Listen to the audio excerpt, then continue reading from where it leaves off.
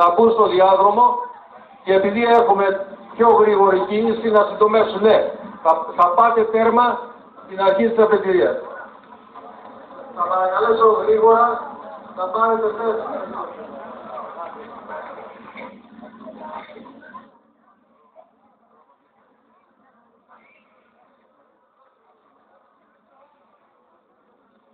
Παναγιώτη, να ανάψει λίγο τα αίματα.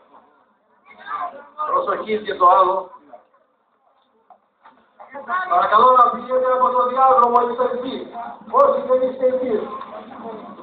Το έχω επαναλάβει πολλές φορές αυτό το μήνυμα. Άλογο έρχεται μπροστά μας.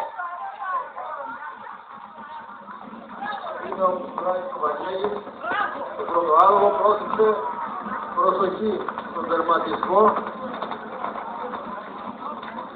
Πετούσος Παναγιώτης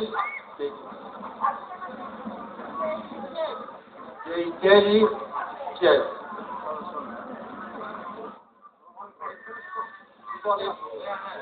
Ήταν πραγματικά ένας αγώνας ταχύτητας και τώρα ετοιμάζονται να έρθουν τα απλά καλπασμού.